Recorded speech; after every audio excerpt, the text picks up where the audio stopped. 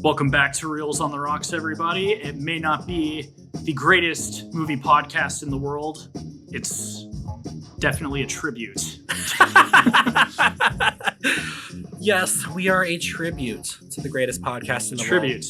Yes. Well, welcome back, everybody. We got a lot to talk about. It's been quite a bit of time since our last one. Obviously, the biggest new thing that happened in the world of movies was the Oscars. At this point, it was like it was like a month ago. My goodness. But yeah, and I lost. I'm man enough to admit that I got 6 of mine correct. You got 10.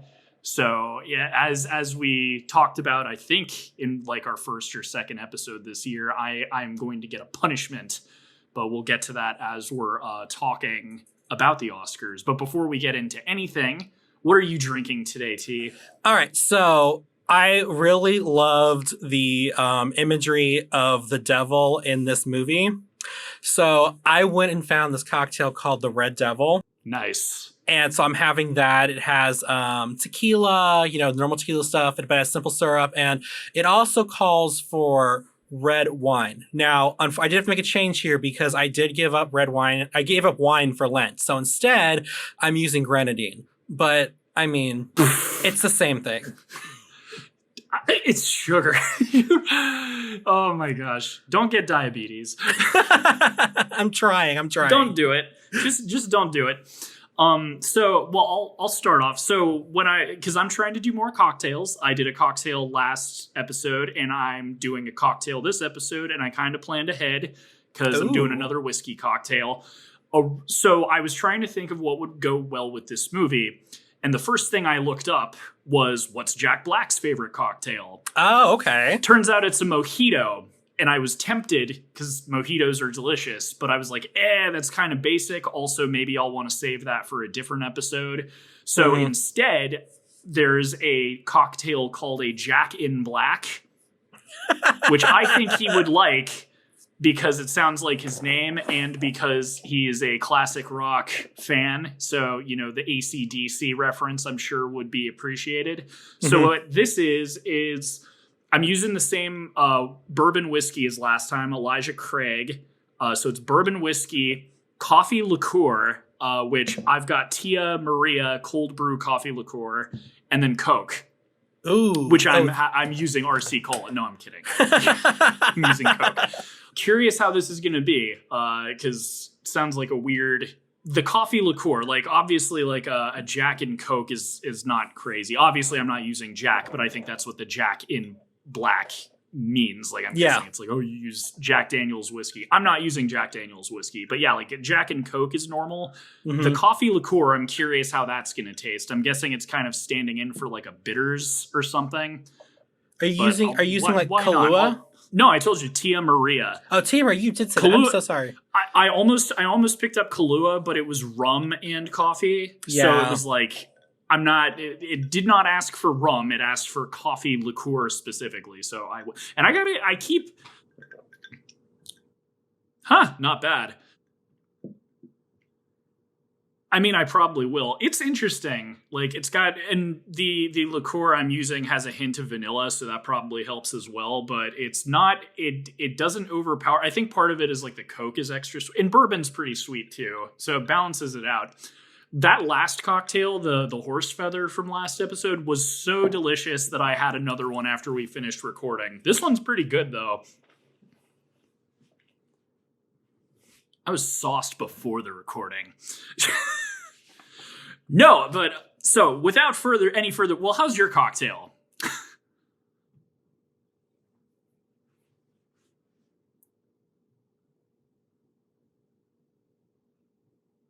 It's all good.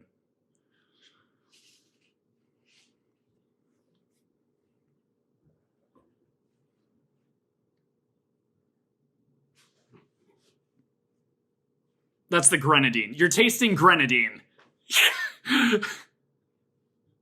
Wow, this...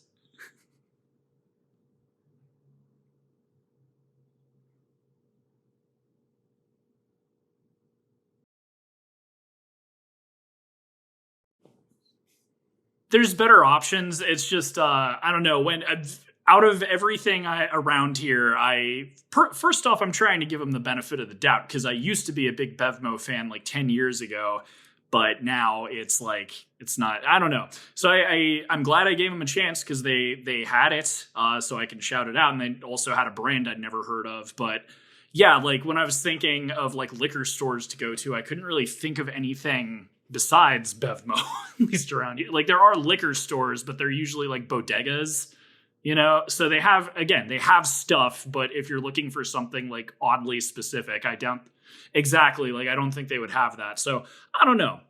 But getting into the Oscars, maybe we do. I don't know. Is it spelt like SPECS? I'm a sucker for cool mascots, so already that sounds pretty cool. But I'll check. We might. It might be a Texas thing. Well, so you had so you guessed better than me. I'm like, the reason I think I lost, one, I'm never putting my faith in Damien Chazelle ever again. After his last two movies, just the Oscars loved the hell out of Whiplash and La La Land. I was expecting, because again, we said this episodes ago, but neither of us have seen all of the movies that were nominated. So it was not based on what we wanted to win or like even, it was just going off of what did we think was going to win.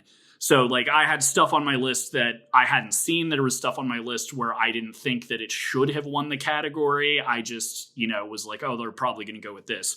But I think there's two big reasons I lost to you. One is I thought Babylon was going to take a bunch of stuff. I haven't seen the movie. But again, based on his last two movies, they loved it. I mean, hell, like La La Land, they accidentally said was Best Picture in 2016 or 2017, one of those years. So I was like, regardless of if Babylon's any good, I bet they're just going to give all the music and production design awards and stuff to him. Was wrong, very wrong. Didn't win anything. The other one, which I'm a little, I wouldn't say upset, but so the other reason I think I lost was I assumed that Top Gun was going to take all the technical awards, like for editing, sound editing, special effects, all that. Big reason is because the special effects were real. Like it was not CGI. Those were real planes. And that's kind of that's where I say I'm not upset. But I do kind of feel like it deserved a few more. And the funny thing is, I haven't even seen Top Gun. Just the fact that they actually did all of the stunts in the movie, I kind of feel like it deserved a little bit more. And some other, again, it's hard to say because I haven't seen it, but giving editing and stuff to Everything Everywhere All at Once. It's fair. That movie definitely needed to be edited. It was kind of chaotic and stuff, and it was done really well. But yeah, that was probably the big surprise for me, was that Top Gun only won Best Sound. So I think that's why I lost to you. But what were your opinions of the winners, and what do you think you could have guessed better?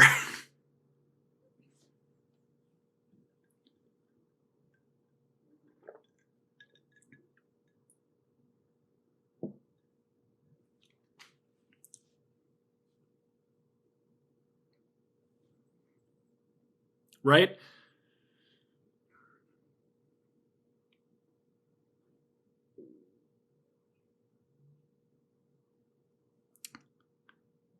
Yeah.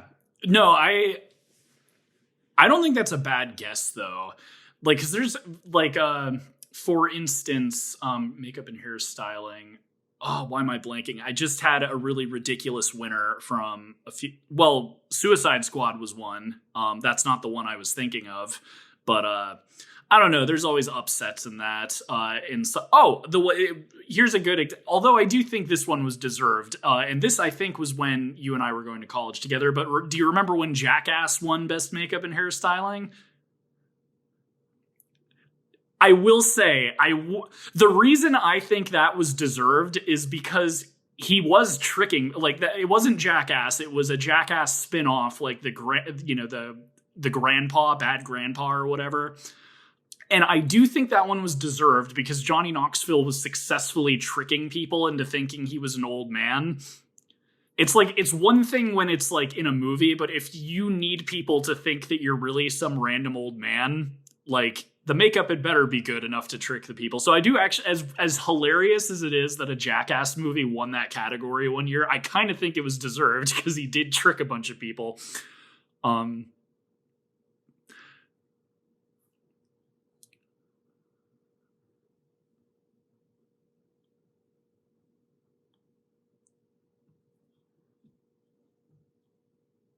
Right?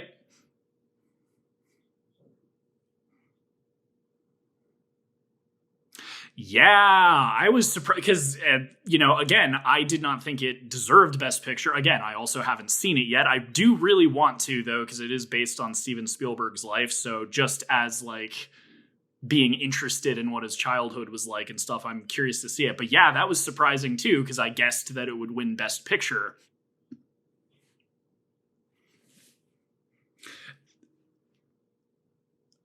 There was a few that because I even told you I wanted to, like a week after I sent you my guesses, I was like, oh shit, I should have picked something else.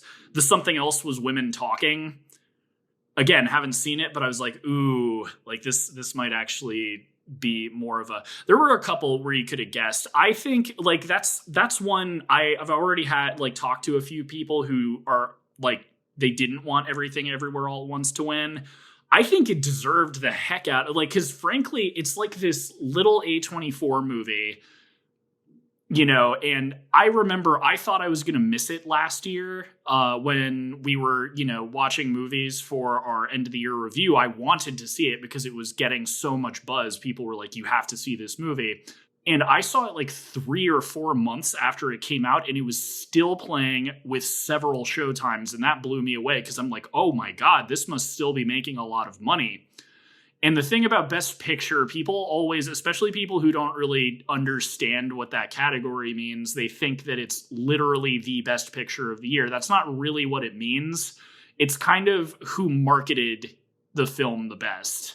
And that's why it goes to the producers. It's like, it's more of like the business aspect of it. Like, and I feel like that movie really deserved it because it came out of nowhere. No one was expecting it to do super well. And it was a ton of people's favorite movie last year. I really liked it. You didn't see it. Have you seen it yet?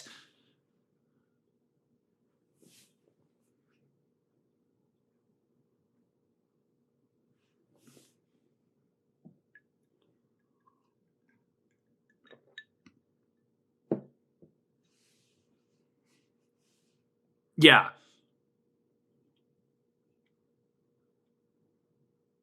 Hot dog fingers.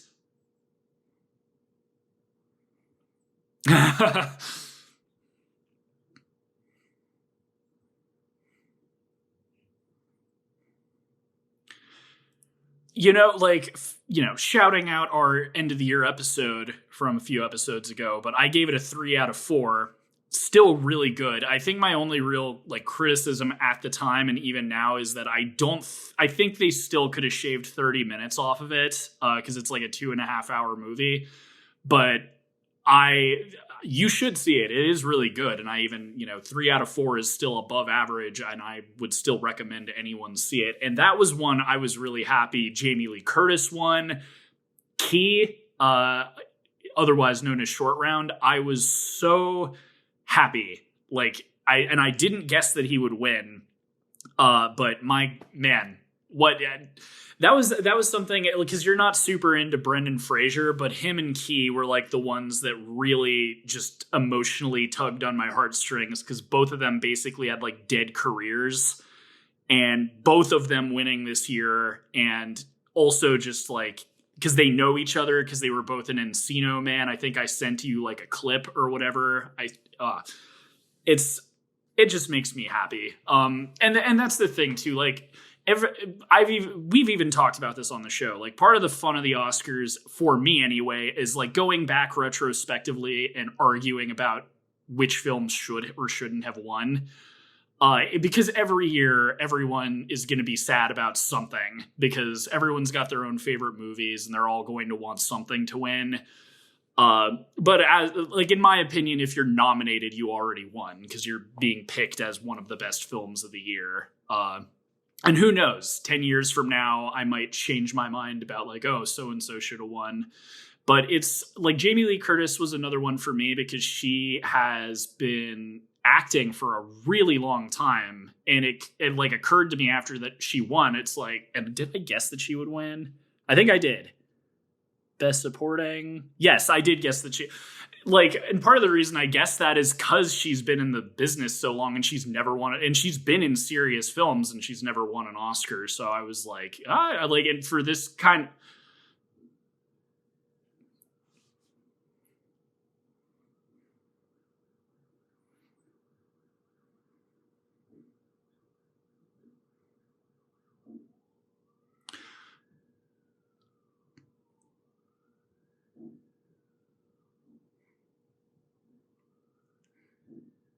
Yeah, kind of.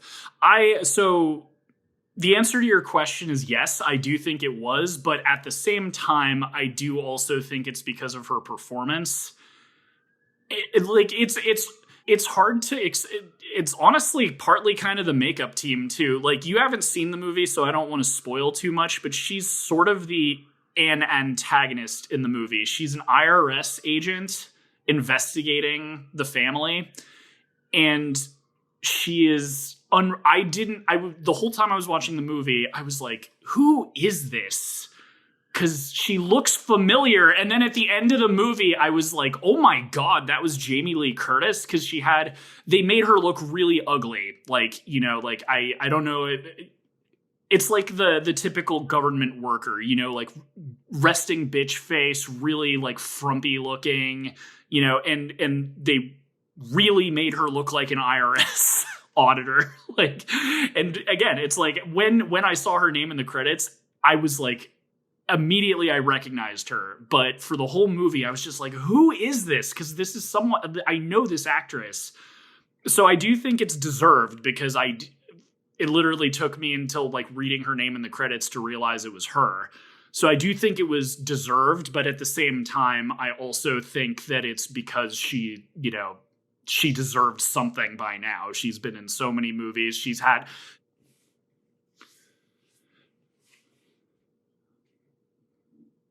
Yeah.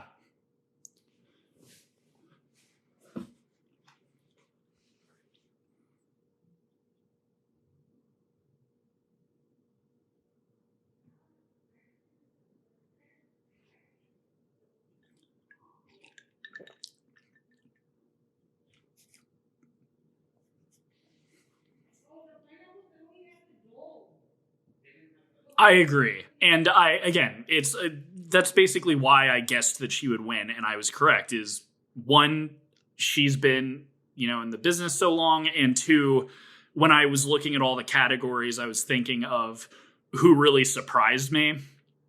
And it was her all the way. Were there any awards that you felt shouldn't have gone to the winners?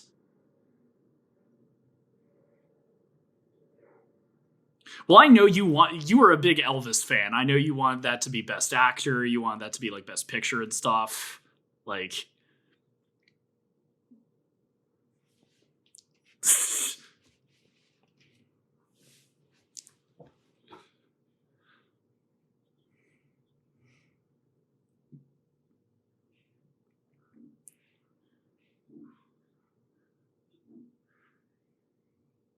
that's wild. So now I know that it's because I do play because you like that. Not only you, like a bunch of my family really likes that movie. Like, you know, my family from like the South and stuff was really into it. So I do want to see it.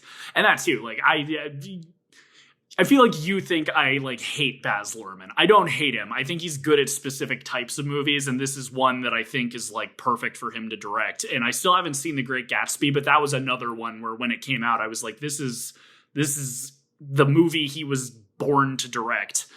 But I do find it funny. As I said, I haven't seen it. I just when it came out, it looked really anyway. But yeah, that is because I haven't seen it, but now I know from what you just said that it looks like it was filmed in Australia, which is kind of funny. I'm looking forward to noticing that.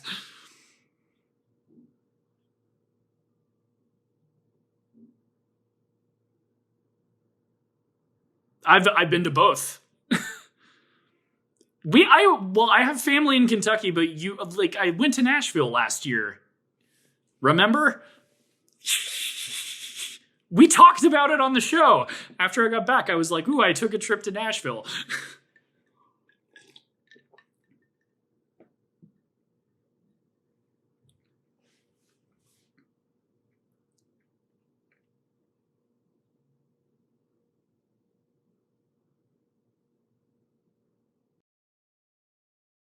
I do think it depends on the state, though, because you live in Texas. That's going to look so different from Tennessee or like North Carolina or West Virginia, you know. But I do know what you mean.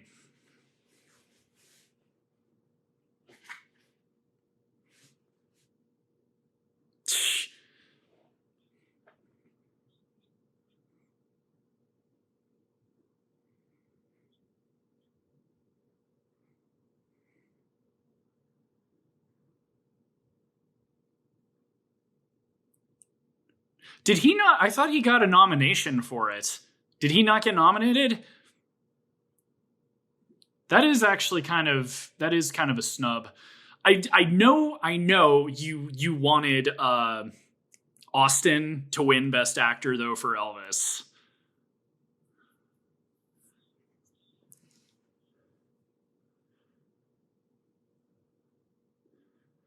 That might have been why they didn't give it to him.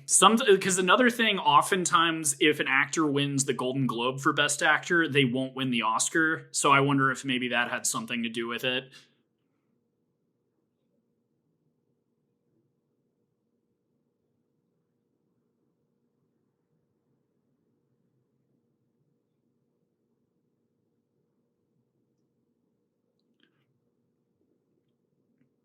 And that's true, because is Austin a British actor?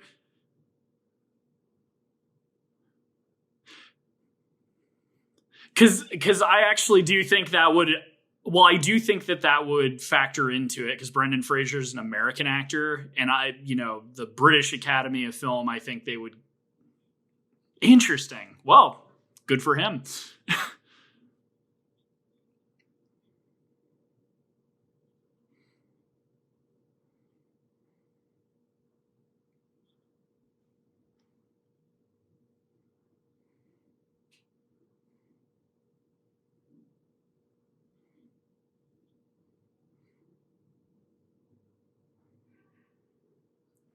I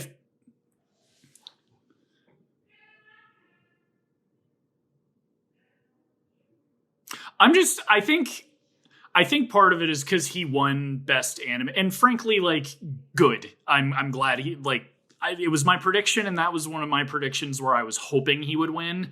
But I think that's partly probably why they're like, well, he's likely going to win for this, so let's. That's they've always been touchy about that. They're very like the whole reason the best animated category exists is because Beauty and the Beast almost beat Silence of the Lambs. But that's what I mean. Like the Academy is very touchy about like having that be its own separate thing. So that might be why. Also, he's already won Best Director, so like maybe they're trying to do that. I don't know. But there's like a few. He's won multiple times. It's also because it's Steven Spielberg. Like he's one of those. He's like go for it. All I was gonna say is Steven Spielberg is like the Patriots. Like he wins because he's good, but then you get annoyed with him winning all the time. Like every time he wins, he kind of deserves it, but you're like, oh, let someone else do it. But yeah, no. What? This is our hot take show. Let's go for it. What?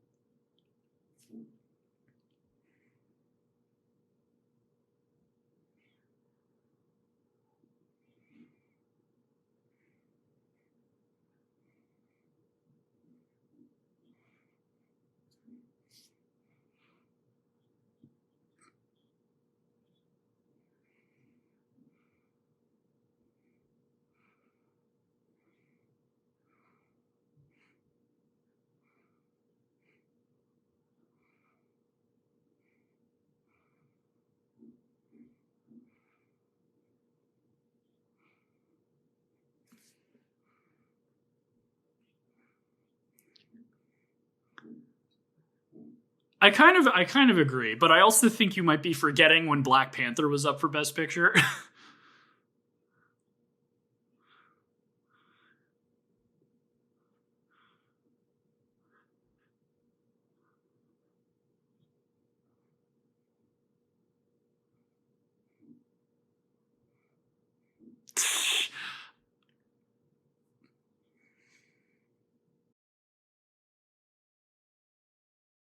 I think they nominated it because that was the same year they were trying to create their best popular picture category, which made everyone angry. And so they still wanted to nominate it.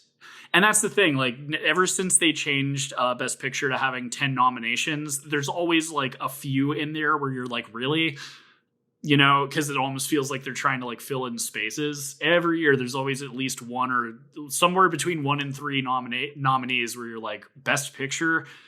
Because I think so here are my hot takes, and not even really like hot, like the two where I kind of wish that they had gone to different people.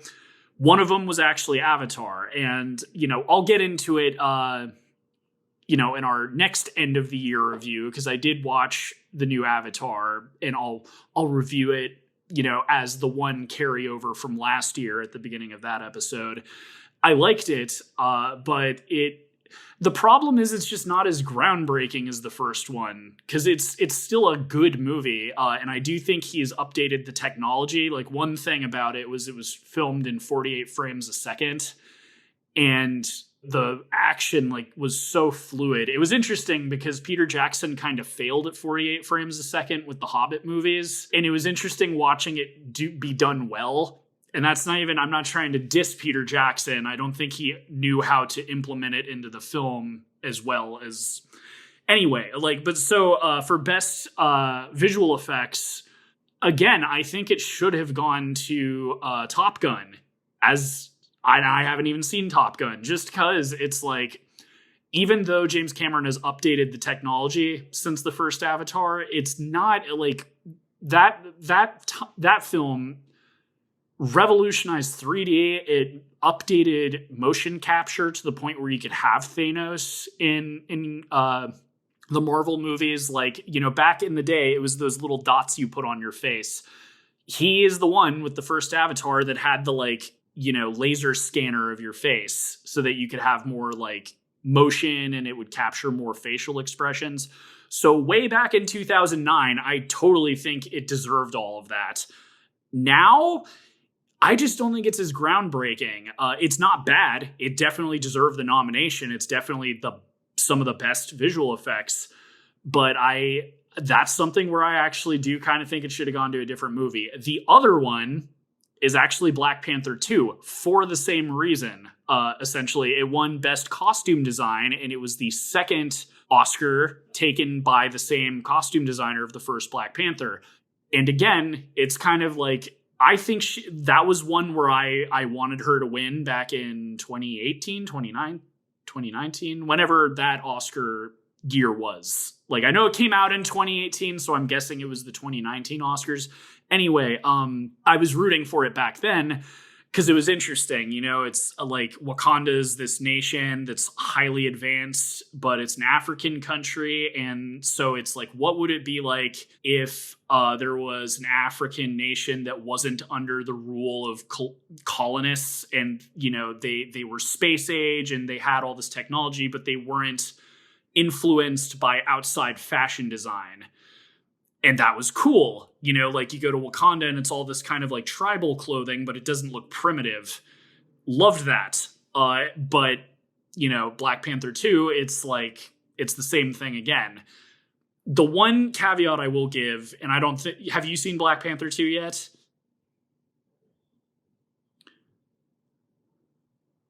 Well, and I'm talking about the costume design anyway, but so the new villains, quote unquote, are the Atlanteans. And without giving anything away, in case anyone listening hasn't seen it yet, the cool, for anyone this is their first episode for whatever reason, I grew up reading a lot of comics. My dad collected them and stuff, so I was familiar with some of this. The interesting angle that they took with the Atlanteans that I actually think was really cool and smart is they kind of gave it an Aztec flavor, which wasn't in the comics. And so I will give the costume designer that was new stuff. Like all the Wakanda stuff, in my opinion, was just the same as the first movie. But now you have this whole underwater nation based on South American culture. And I thought that was neat. It also kind of made it different from the comics. So I will say at least that was like new stuff. But those were like the two awards where I kind of felt like it was just giving it to the same people over again for the same thing that they did last time. But not to the point where I'm super passionate about it. Like, oh my God, they shouldn't have won. But that's what I would argue is it was kind of the same thing over again.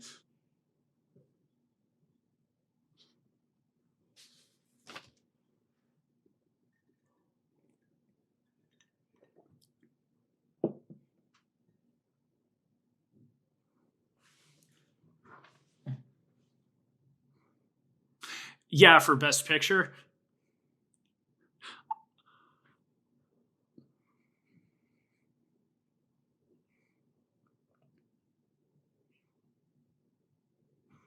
Up. Up was nominated.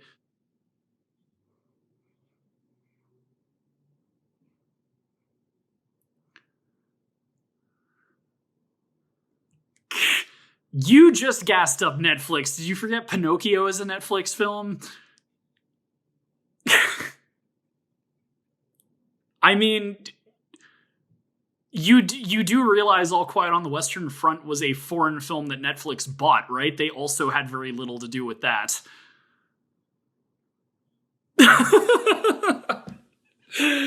No, that one, oh, that's another one. Well, actually, yeah, again, I reviewed this on the end of the year review, but, and I think I gave it a 3.5. If I didn't, I should have. It's really good, but my God, is it a mood killer. If for some reason you haven't read the book or seen the other old movie, don't expect to be happy when you finish watching it. It is super depressing. But that one, am I crazy? It won best. It won best music, right? Best original score. All Quiet on the Western Front. Good. That's I did not predict that one, but when it won, I was happy about that because it was very. Like I was talking to my sister about it. It's almost like industrial music, like very like machine like, and it kind of it meshed well with the whole like theme of them going through the meat grinder. It's excellent film, but if you can't handle gore, don't watch it. And if you do not want to be incredibly depressed, don't watch it. But really good movie. RRR. Oh no. I need to listen to the song. Oh.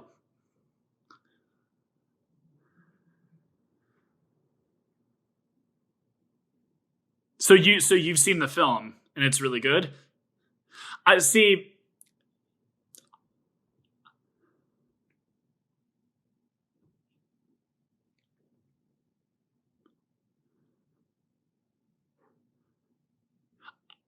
I am a big fan of Indian culture.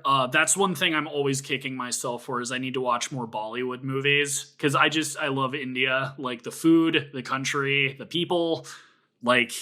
But that's like an it's my favorite food. But anyway, yeah, like I need to get more into Bollywood movies because like I say I love India, but I should watch more movies by them because they make good stuff. Lots of cheesy dancing stuff, but stuff nonetheless that I should check out.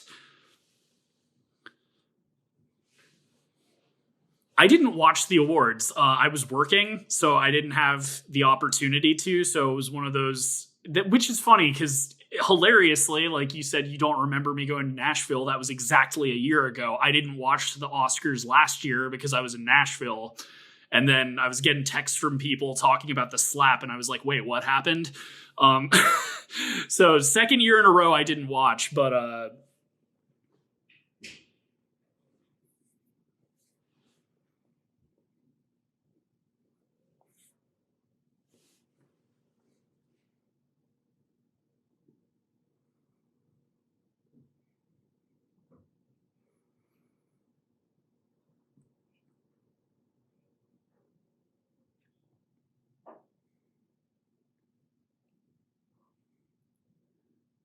Key. I keep forgetting his full name, partly because the only notes I have here is my predictions, and I didn't predict him to win, so I don't have his name down. But his first name, like, you know, the first part of his 3-part name, it's Key, K-E. It's pronounced Key. I know that much, so Key.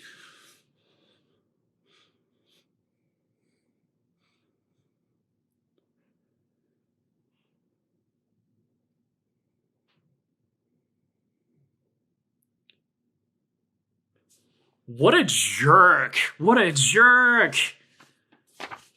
What was he not? Oh, okay. Okay.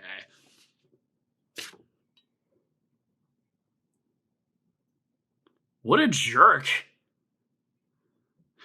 You know who I predicted would win and completely got wrong? Barry Coogan. Do you know who he was? Well, he's also in one of your favorite movies, Paddington 2. He was the cook that Paddington befriends. That's him.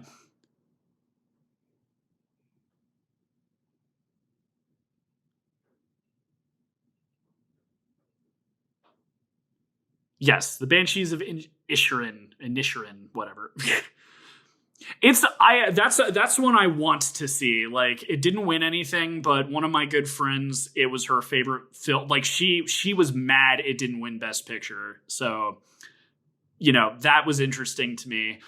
Also, my dad hated it, apparently. So, like, you want me to see something, have, like, polarized opinions about it. But anyway, on to the feature presentation. So I'll roll off with a bunch of fun facts and stuff. But first, like, we normally, you know, start the episode asking, why'd you pick the movie? I picked this as a treat for you because of a couple reasons. I know you're a huge Jack Black fan.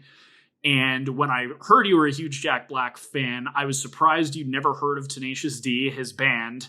Also, like, a genre that we never really talk much about because you kind of assume that it's like for douchey frat guys is the stoner comedy. So I'm like, ooh, it's Jack Black. It's a stoner comedy. It's a little bit more fun than the types of movies that we talk about on this show. And you'll also, like, learn a bit about a band that Jack Black is in that you knew nothing about. So we'll get into the quick stuff. Tenacious D and the Pick of Destiny came out on November 22nd, 2006. Its budget was $20 million. It only grossed $13 million globally. It was a massive bomb. Yeah. So it was written by Jack Black, Kyle Gass, and the director Liam Lynch. Liam Lynch, the director, has never since or before directed a feature film. This is the only feature film he's ever directed. However, he is prolific at directing music videos and stand-up comedy specials. So, like, he still gets work. No, so, like, yeah, I'll get into that with my opinion of this movie. So, New Line Cinema produced this. New Line Cinema was behind this. It's, I think, the only other New Line Cinema film we've talked about that I know of was way back when we were talking about Nightmare on Elm Street 2. Might be wrong about that, but New Line Cinema, the you know, really interesting company that's, well, they're interesting. I was just watching a thing on Nightmare on Elm Street recently, and I didn't know, like, I wish I'd known this when we reviewed that, but, like, it started out as, like, a distribution company out of the founder's car. He just, like, had a bunch of VHS tapes. Like, he was doing it officially. He was just that small of an operation that he was basically selling them door to door to people. And then eventually they got enough money to produce their first film, which ended up being A Nightmare on Elm Street, which became a massive hit, which gave the company, you know, tons of revenue so that they were able to produce their own original films. And years later, they would go on to be the ones making the Lord of the Rings trilogy. So, you know, huge rags to riches thing. But they also are big in the stoner comedy realm. One film that I've thought about talking about on this show and I know you've heard of, is Harold and Kumar. That is also a New Line Cinema IP. So stoner comedies is a thing that they do. The actor, like, is gay? He might have. I don't know. He's interesting. Like, he actually, I don't know if you know this, he was part of Obama's cabinet. Like, he worked for the White House for a while. He might be gay. I don't know. He's a cool guy.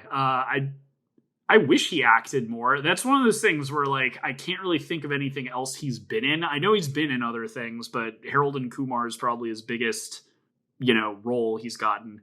But so New Line Cinema, and then Red Hour Pictures? I just wrote Red Hour. What's wrong with me? But that's Ben Stiller's company, which I'm sure you noticed. He has tons of cameo roles. Ben Stiller's in this. Amy Poehler is in this before Parks and Rec. Paul F. Tompkins is the host of the, club they go to for, like, open mic. Fred Armisen is he's one of the security guards.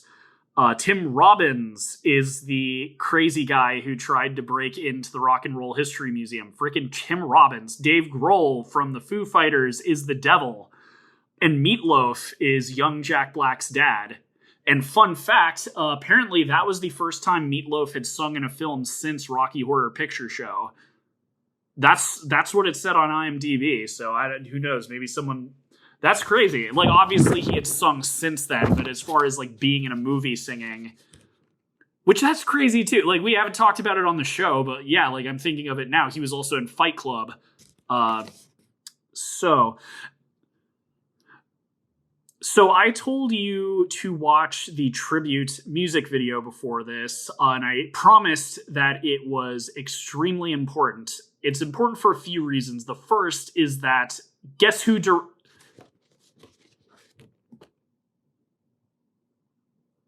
Ha ha ha. Ha. So the first reason that's kind of important is because Liam Lynch, as I said, the director of this film, he did a bunch of music videos. He directed the tribute video.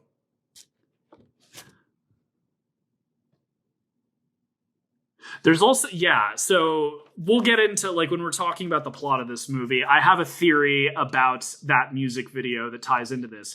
The other reason tribute is extremely, important, and I made you watch it before, is it is technically the first Tenacious D song that they ever recorded. So now I'll get into the band's history. So Tenacious D was formed in 1994 by Kyle Gass and Jack Black. They initially met in a theater troupe called the Actors Gang. And Kyle Gass was the musician for the troupe. And according to, like, everything, what was interesting, all of this seemed like it was just written by, like, fans, because a lot of this I got, like, from Wikipedia when I was like, what's the band's early history and stuff. Some of it I know from a radio interview I heard with Jack Black, so I'm actually pretty sure a lot of this is accurate. But so, according to all of this stuff I read, like, Kyle Gass was initially, like, jealous of Jack Black, and they didn't get along, but they ended up bonding because they liked all of the same music, and they, like, bonded over... Like, the troupe went on, like, a trip, I think, to Edinburgh, and that's why they hit it off. Fun fact about Jack Black, everyone thinks of him as, like, super musically talented, the guitar guy, the School of Rock guy. He did not learn how to play guitar until he was 23, and guess who taught him how to play guitar? Exactly. So after they became friends, after being in that theater troupe for a while, Kyle Gass agreed to teach Jack Black how to play guitar in exchange for Jack in the Box.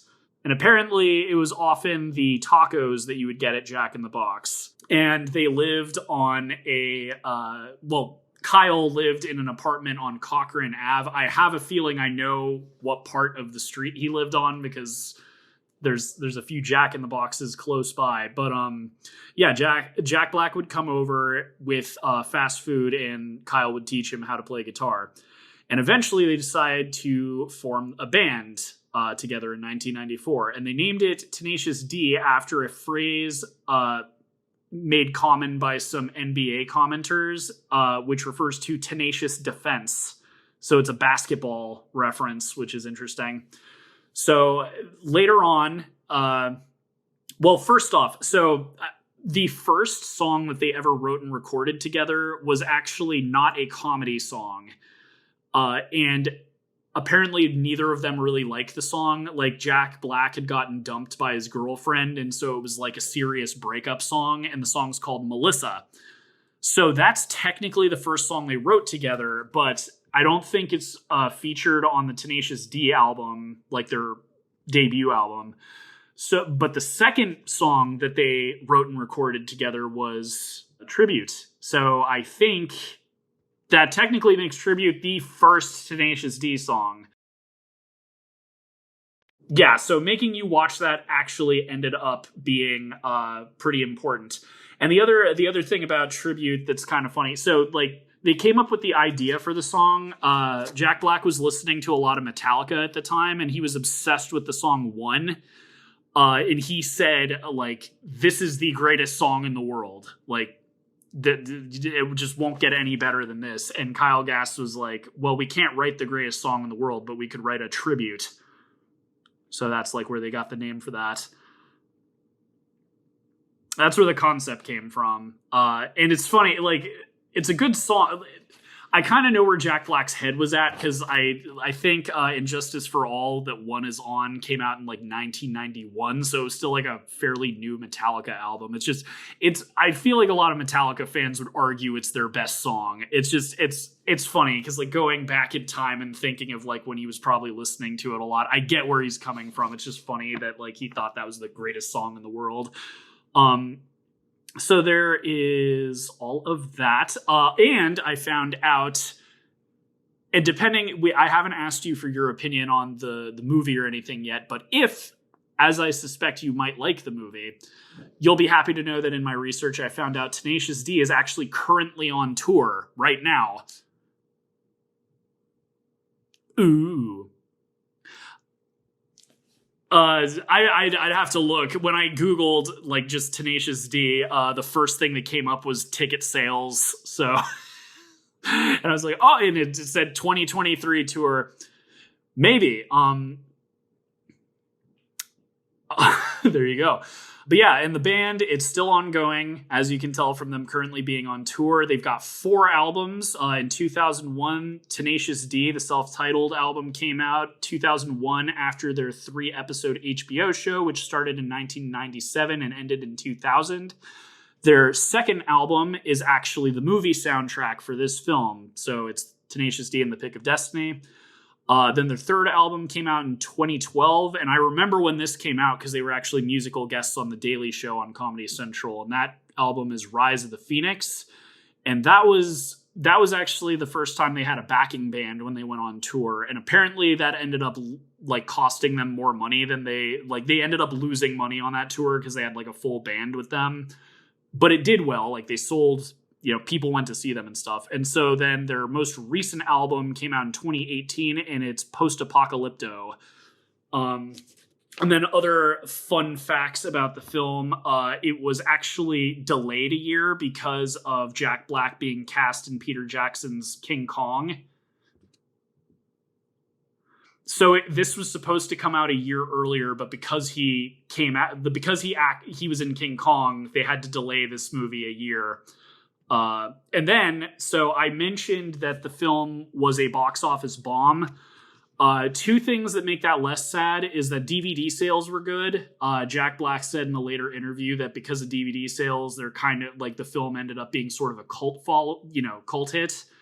I'm one of the people that both saw it in theater and then got the DVD immediately when it came out. But the good news is that the soundtrack actually reached number 8 on Billboard. So hilariously, the film was a bomb, but the soundtrack was like a big hit. So that's good. No, I mean, there's movies I can think of where I'm like, I don't like the movie, but the music is really good. So I'm not surprised that's pretty common. But I think I just Yeah, I think that's all of my fun facts and preliminary notes. The only other thing was something I already said about Jack Black liking mojitos. But yeah, now that I have rattled all that stuff off, finally, T, was this a good? Did you like this? Was this a good favor to you after making you watch so many scary movies?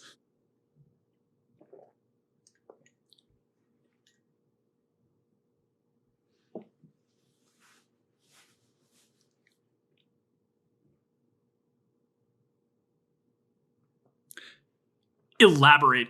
You've got the floor. I've been talking for like 20 minutes straight.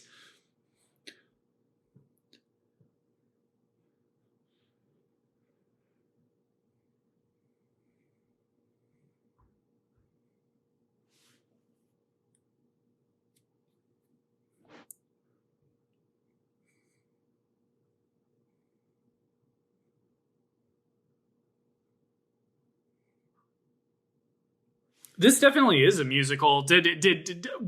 I would classify this as a musical. Maybe not like I wouldn't classify this in the same vein as like The Sound of Music or so. This isn't like singing and dancing kind of, but it is a musical. I would be along with you. This is a musical movie.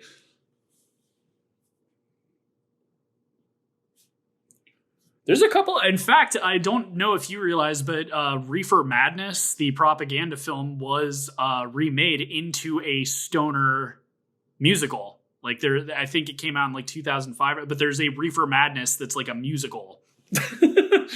You sound super enthused. Really, it's like it's an old 1950s propaganda film. If you smoke weed, you'll kill yourself and go insane. So someone took the old propaganda film and turned it into a musical, like a campy one that's like making fun of the propaganda film. Yeah.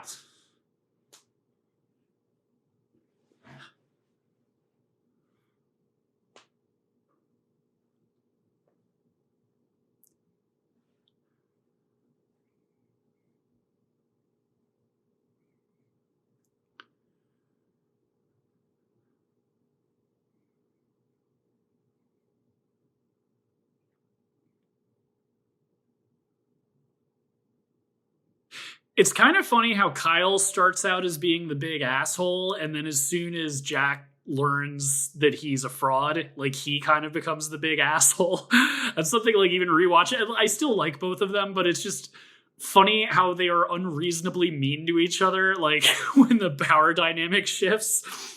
Because like Kyle's like he's got his wig on, he's acting like a hotshot, and then yeah, as soon as like Jack learns that he's a fraud, he kind of becomes the de facto leader. Like, oh, now we're doing things my way. I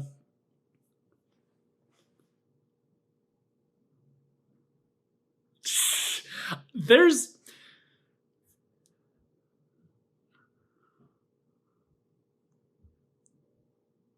I wish I could have been in the room when Kickapoo started out and you realized like because you're realizing it's a musical and then also like it seems so fun story about this. Me and my sister both wanted to see this movie and we took like we were under the age of 18 or 17 or whatever it is with R-rated movies, so our mom saw this with us and she ended up enjoying it, but I that opening song Kickapoo, the amount of F-bombs that is dropped is so funny. And that's the point. That's kind of the joke is like how frequently he says fuck. Like it's absurd. Like it's overkill and that's part of what's like, and it's also such like a beautiful song, like the melody and stuff. So like just having him be so vulgar on it, like it's very like disarming.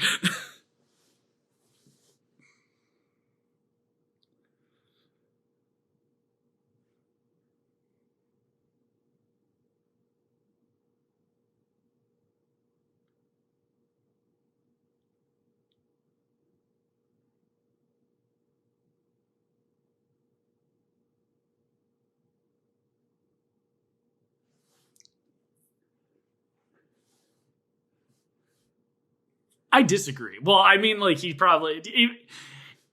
I probably wouldn't be running a Chris. I probably wouldn't be running a Christian household, but like I probably would be like, hey man, cut it out with the F-bombs. We get it. You had sex with the dragon. Now can you sit down and eat your broccoli?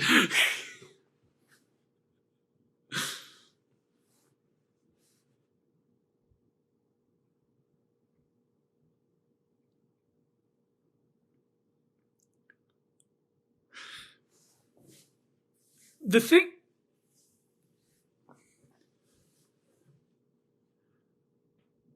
the thing with this movie is that like it's when I saw this, I think I was like 15 when I saw this.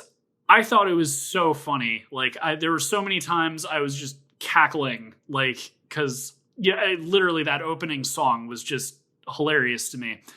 Going back to it now, it doesn't make me laugh as much because I'm just so desensitized by vulgar humor. But like, what's interesting is it has some genuine moments of being witty or like funny and stuff that still I find funny, even if it doesn't make me laugh like a 15-year-old. Like for instance, and this is another reason I picked this out for you. I know you think Jack Black's attractive, and I know you'd want to see his bare butt. So well, like, so there's the bit with their birthmarks on their butts, and that's like the story of how they. But genuinely, it is so funny, and the comedic timing is perfect, and it's actually a joke. It's not just haha, we're stoned and stuff. I love the bit where it's like he's talking about how it's like our band name's gonna be Tanakh. And he shows his birthmark, and he's like, I looked it up in the dictionary. It's not in there. That's still genuinely funny. Like, and it's not in a stupid stoner way. Like, it's just his conviction of being so serious and being like, it's not in there. Like, of course it's not in there. It's not a word. And then other bits too that like was hilarious to me when I saw it in the theater, and even though it doesn't make me laugh as hard, like the bit where it's a flashback to Kyle Gass as a kid and the bullies knock his hat off and he's still got the same hairline as he does currently. Like, that's funny. Right? I think no, go ahead.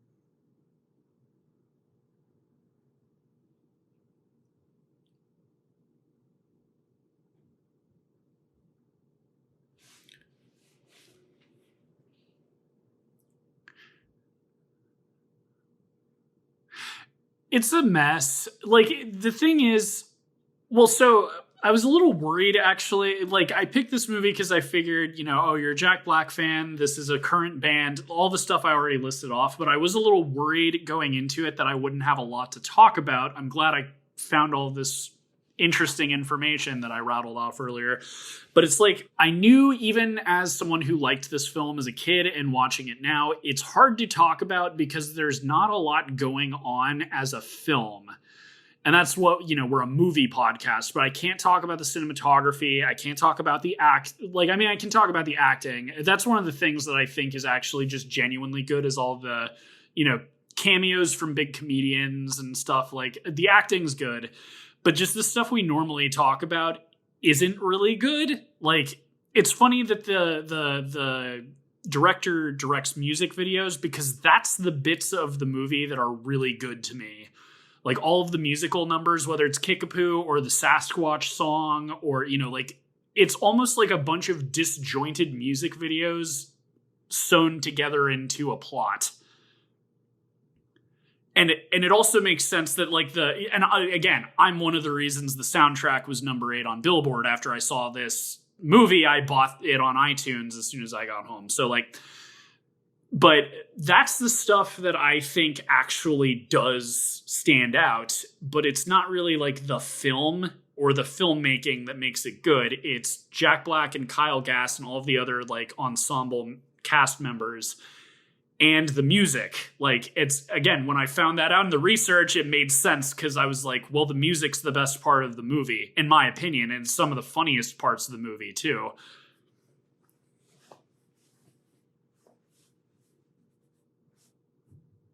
Exactly.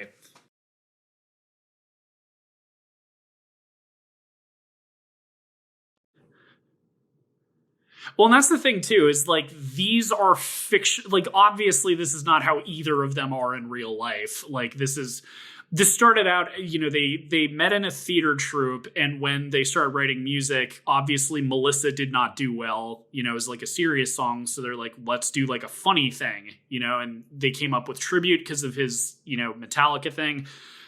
But that's where it's almost kind of like a meta comedy routine, because they're playing themselves, but as like delusional has-been musicians.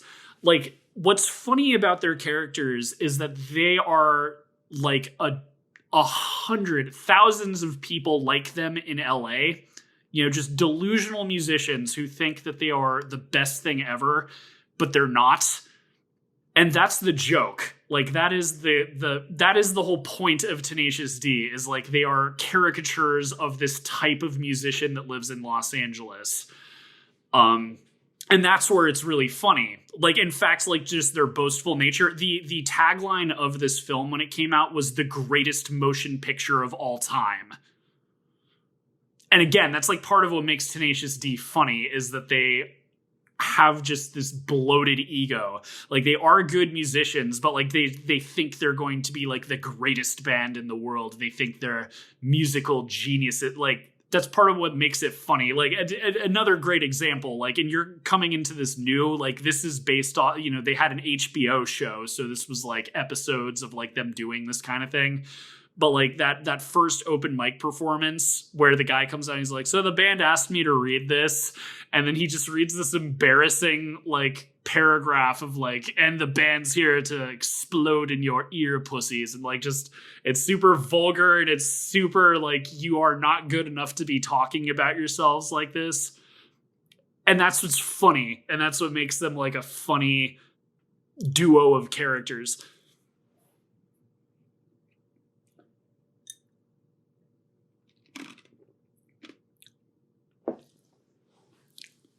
You're not wrong. You're not wrong.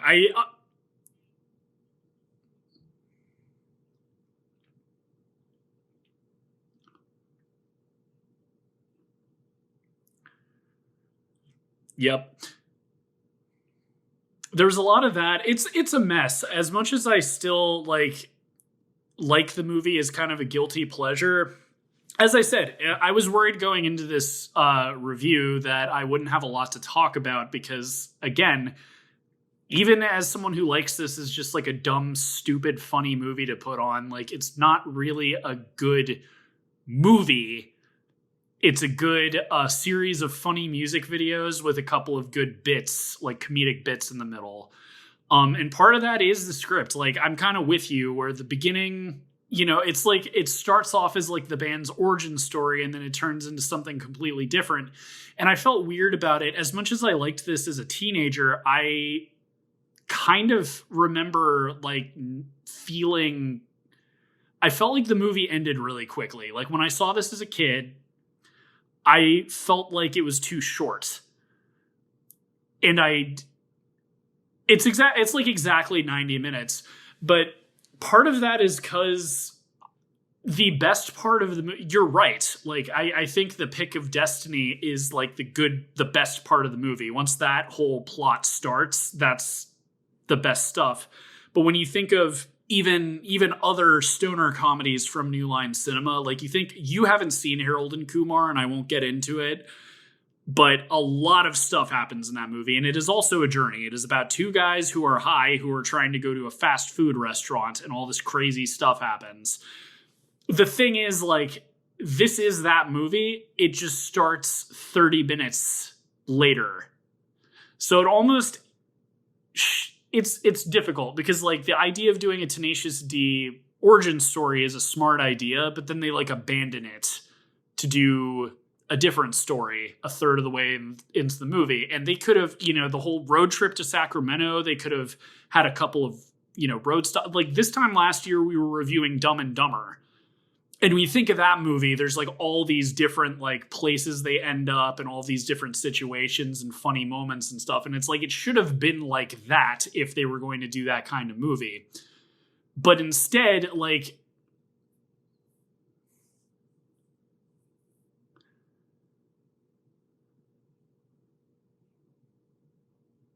it's just do one or the other. It's or like interweave the pick of Destiny better with like the origin story plot, but they don't do either. And so because of that, it almost feels like, as I said, it just feels like a bunch of like disjointed music videos that are funny. Like, again, there are genuine, in fact, like, as I said, I brought my mom, who was not super into like, I'm sure my sister would agree. I think my mom was like physically cringing for a lot of the movie because she wasn't really into like the vulgar humor. But she even liked some bits. Like the bit that made my mom laugh was when the creepy guy was like, "Come over here so I can stab you." That made my mom laugh. Like, no, we're not coming over there. Okay, then I'll come to you. Catch me if you can. Right? It's still funny to me. I can't believe I couldn't remember that was Tim Robbins. The makeup, though, and the fact that Tim Robbins would agree to be in this movie. But, I mean, hey.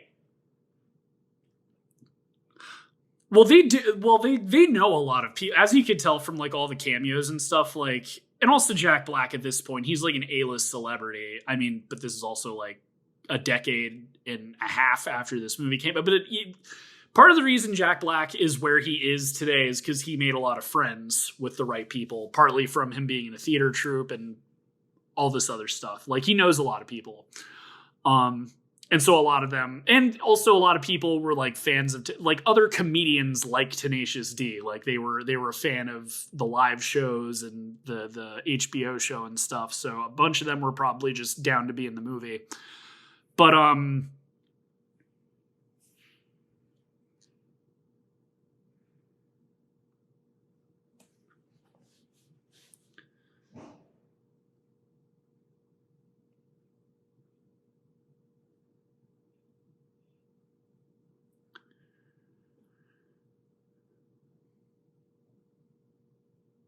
Yep. And again, I liked the Bob's Burgers movie more than you, but one of my biggest complaints with it was that all of the songs, like that movie opens up with a musical number, and then every song after that just feels like a variation of that opening number. There's like no new songs. It's just like, I don't know. Like that's how I felt when I saw that.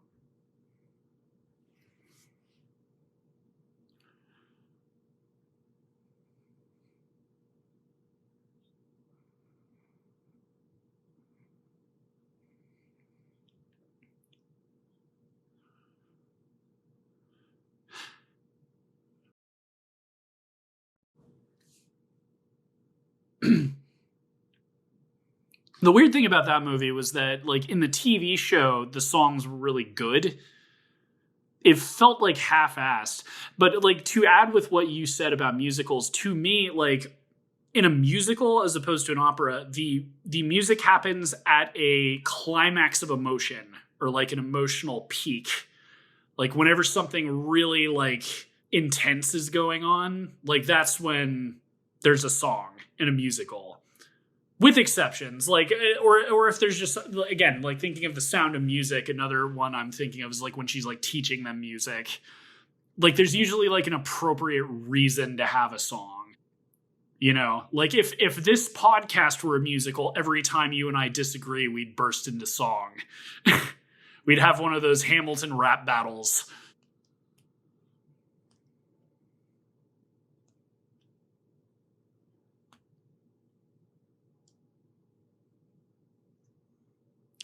As a stoner comedy, it's, again, the comedy is good.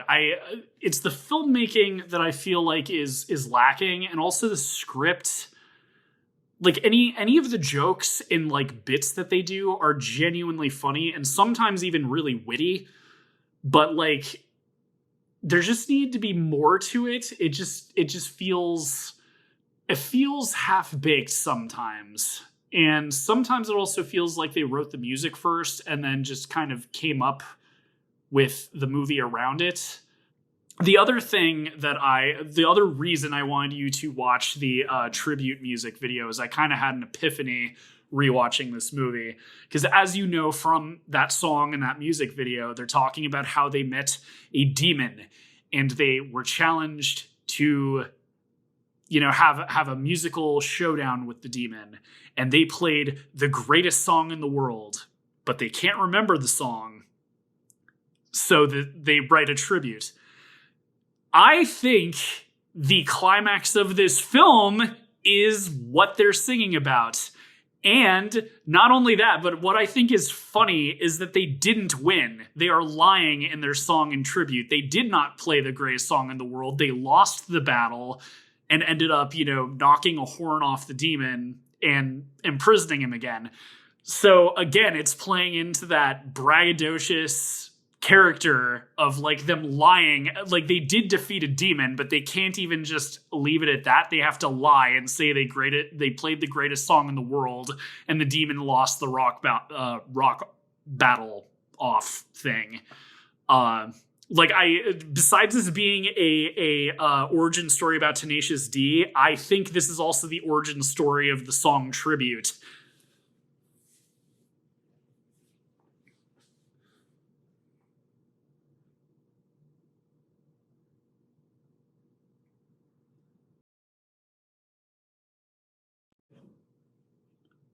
Well, because the director is the same director of the music video, I think that was intended. Was like, oh, let's do a whole thing about tribute. But as I said, I think that is the joke, is because, again, like in the song Tribute, they say that they defeated the demon with the greatest song in the world. But if you see this movie, no, they lost. Like that's the end. That song, by the way, on the soundtrack is called Beelzebub. It's amazing. Listen to it all the time in high school.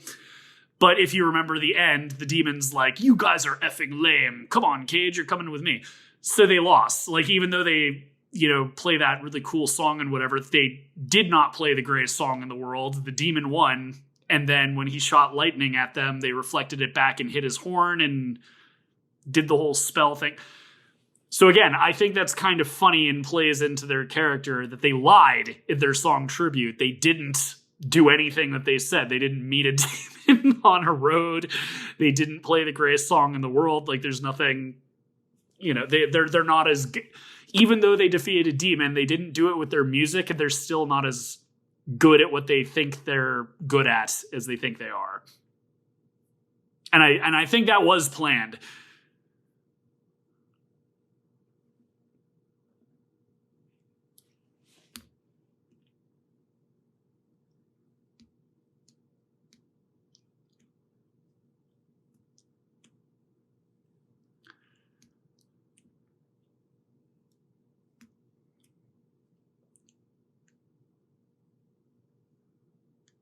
Yep, and same as like earlier in the film with them doing these stupid like rituals and things. Again, like there's even a joke in the movie about it where Kyle's like, "Hey man, maybe we shouldn't like rely on satanic guitar picks. Maybe we should just work on our music and like work to like be better musicians."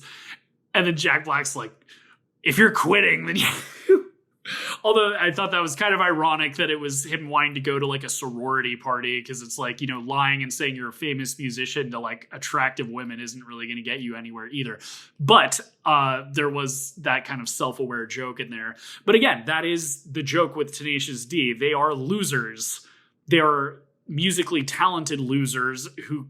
Part of the reason I wanted to see this as a teenager was I was aware of Tenacious D. Like, obviously, I was a big Jack Black fan, as were tons of kids my age.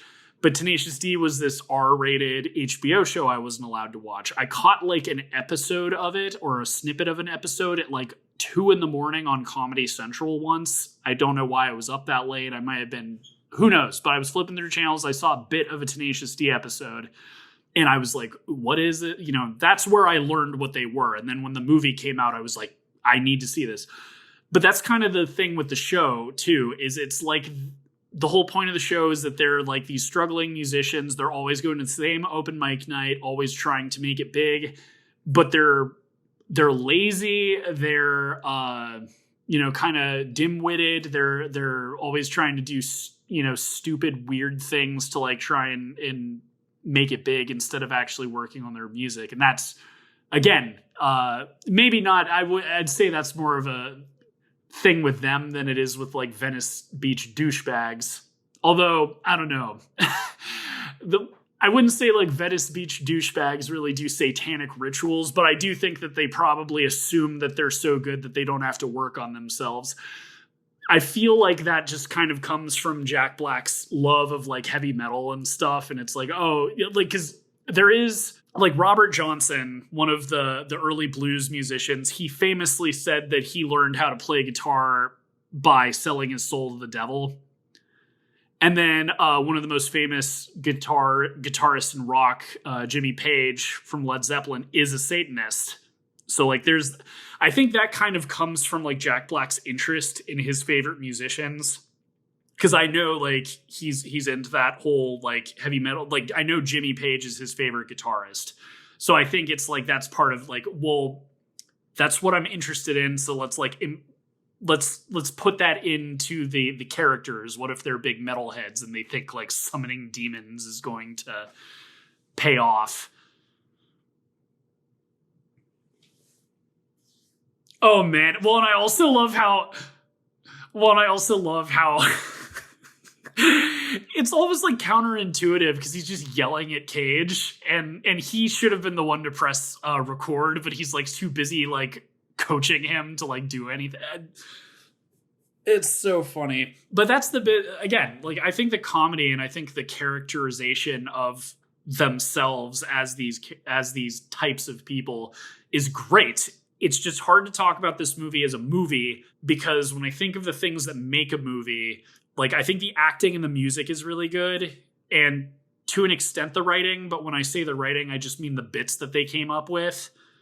Like another one that I think is really funny is when they're in a car chase and the guy calls them. He's like, hey guys, what's going on? And you can hear like Jack Black just screaming on the other line, like perfectly in time to the live footage. Like that is funny. Like you don't need to be into their music or anything. That's just like a funny comedy bit. So like,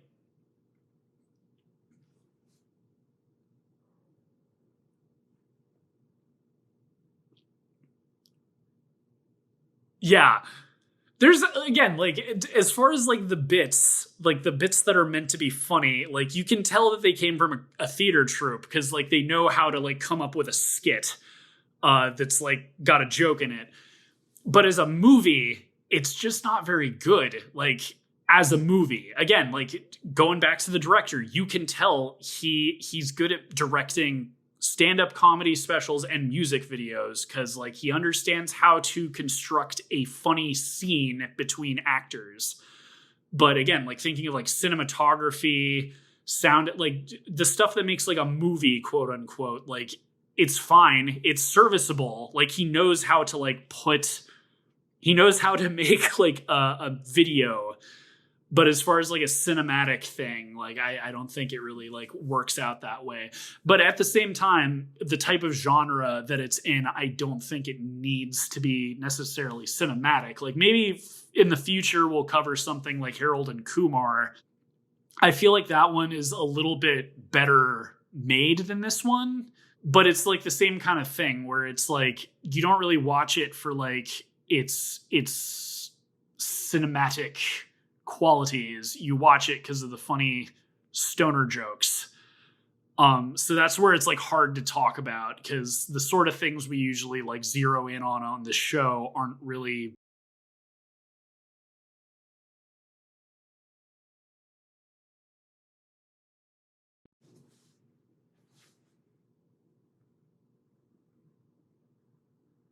No, and everyone had a that's another fun fact, and I didn't even write this down. I just remembered it from my research. But there were reshoots with this movie, and everyone came back happily because they had so much fun filming this that they like, they made time in their schedules to come back for the reshoots, whether it was the crew or the cast or whoever. Like everyone had a blast making this.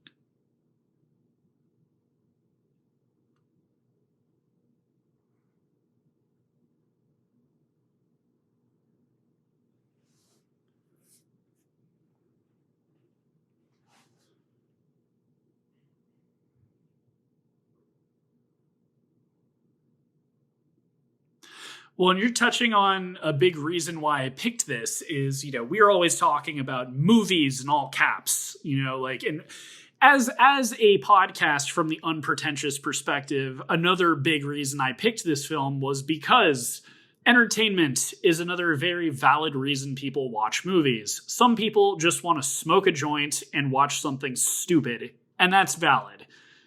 And again, like I want to, as much as I said, like a lot of the quote unquote cinematic qualities of this aren't good, that doesn't detract from the parts that I do think are good, which are the like comedy bits. And I think that's a big reason why I did want to talk about this movie is because it is good for what it is. And in some ways, I think it's better. Like, again, I think the music is really good. I think there's a reason that it made to get on Billboard is a big deal. Like people who've probably never even knew this was a movie for some reason bought some of the songs off of the album. Maybe they thought Kickapoo was just a funny, like they heard it and they're like, oh, this is a funny song and they bought it. So like, just because it's not like some cinematic masterpiece doesn't mean that it's not, worth something. I still watch this. Like well, and I own this on DVD. Again, like I'm one of the people that helped this become a cult film because after I saw this as a 15-year-old, like a few months after it came out, I made sure I got the DVD because I wanted to rewatch this until, now where I know this movie super well and it doesn't make me laugh as hard as it did when I was a teenager. Because it was just entertainment back in those days. And I still watch it, I enjoyed watching it for this show and I'm sure I'd put it on if I had friends over. It is a legitimately funny movie, whether it is a, perfectly written movie or anything. And I guess that actually kind of perfectly slides into our, official score. The moment everyone's been listening and waiting for. What do Whiskey and Sweet Tea want to score the movie? And I guess we'll start with you. Because I want to know. Because I want to know, T. Did Jack Black's bare ass make you give this a 4 out of 4?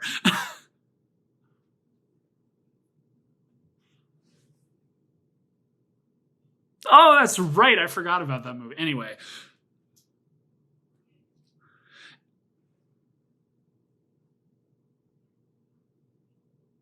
That's right. Okay, now it's all coming back. Jesus, this was so much because I remember the movie and then I'm like, what was it about again? And then, yeah, I remember that. Okay.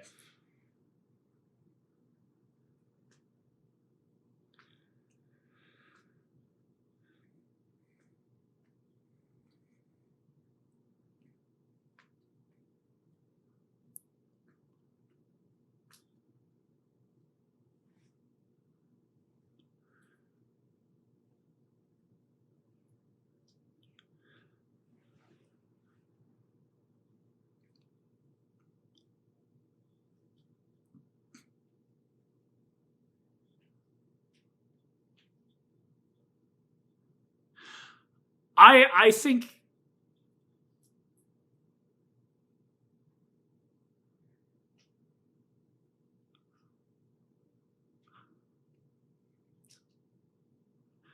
think I felt that way because of the weird writing. I think, again, like the pacing's kind of off. I think that it should have been reworked. I mean, it's a mess. That's some stuff I didn't talk about from my research, but this was like the fifth version of the movie. They've been writing this since 1997. So there's like multiple versions of the Tenacious D movie. So I don't think it's too short. I think that it was just poorly written, like as a script. Not, again, I think the comedy bits and all of that are really good. I just think that the reason I felt that way was because it felt so. And again, if you take out the first act of this movie where they meet and become a band, the Pick of Destiny plot is only like an hour long, you know? So like it's going to feel short because it's like it's not a full 90 minutes of that story. It's like the origin of Tenacious D and then the Pick of Destiny for like an hour. And that too, again, like it's supposed to be a road trip movie, but it's like they're driving there. Jack Black has a dream sequence and then they're there. Again, like if you were trying to make this like a screwball comedy road trip sort of thing, they would have numerous stops on the way to Sacramento in different parts of California, and there'd be wacky things going on and stuff. And, you know, I think that's part of it is like, it's the writing.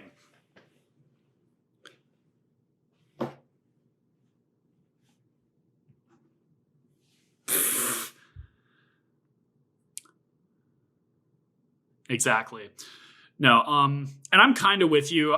Yeah, I'm kind of with you. Like I'm gonna give it a 2.5, partly because of my own personal bias, but like again, I think the things that are good about it are solid. I don't think this would have hit number 8 on Billboard if the music wasn't good. And again, like outside of like this dumb stoner stuff, like there are genuinely witty parts of this movie that I don't think you need to be, you know, stoned out of your brain to understand or think it's funny. But it is all very subjective. I do think this is a very niche movie, so it's not going to appeal to everybody. But at the same time, Jack Black has mass appeal. And I'm actually kind of curious because, like, I know he's still super popular, even with, like, younger, you know, Zoomers, as you would say. So, like, I'm kind of curious, like, if younger people knew about this movie, what they would think about it. I think they'd probably be a little bit harsher about some of the sexist stuff, but I don't know. Like, it's, again, like, there are fans of this movie. Thankfully, it's got a cult following, but I don't know. Like, it is, that is one thing. I do think if you're a Jack Black fan, this is going to tick that box for you, because as vulgar as his character is, it is a Jack Black character. He still has a lot of Jack Black isms, the way that he sings and like makes up goofy rock words and stuff. Like, essentially, this is his character from School of Rock if he was allowed to curse profusely. So like exactly. So that's shocking, especially with you saying you're a big Jack Black fan. That's like the movie that made him a celebrity outside of Kung Fu Panda.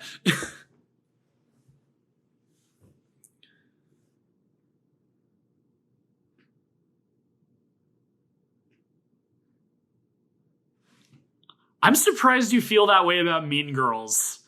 I see, like,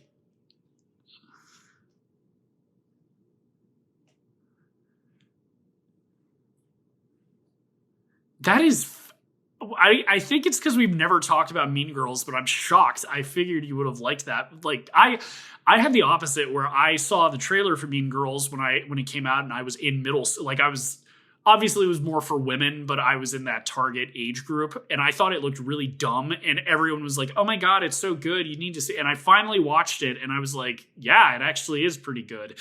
I wouldn't say it's like a masterpiece, but I was surprised at how good it ended up being. So it's interesting that you're almost like the opposite way. But yeah,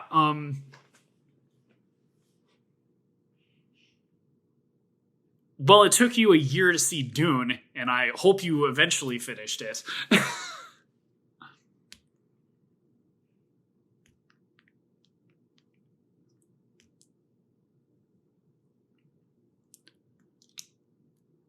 Heck yeah. But what do you guys think, listening? Were we too easy or too harsh on Tenacious D? Do you think that we cheated at our Oscar list? Oh my goodness. Before we sign off, T, you almost forgot. What's my punishment?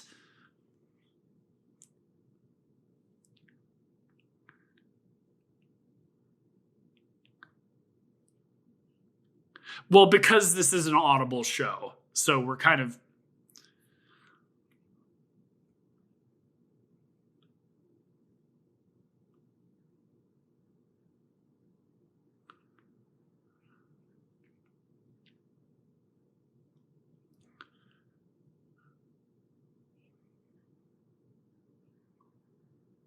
Oh, God. I'm down. I'm scared, but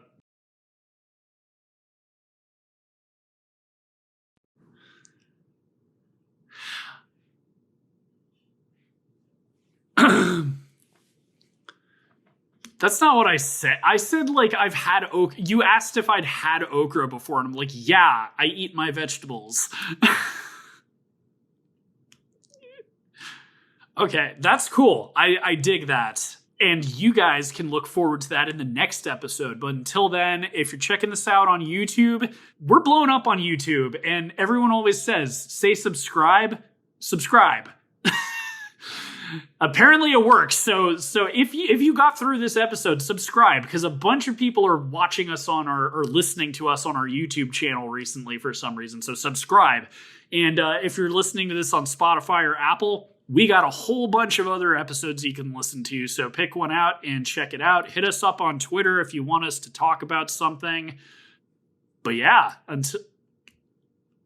that would be nice too. That would be nice. But until then, I have been Whiskey. Keeping it Kino. Thanks for hanging out with us, guys. Talk to you next time.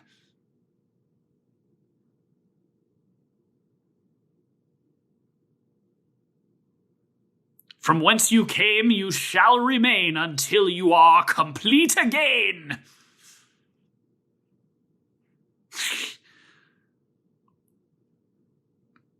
Bye.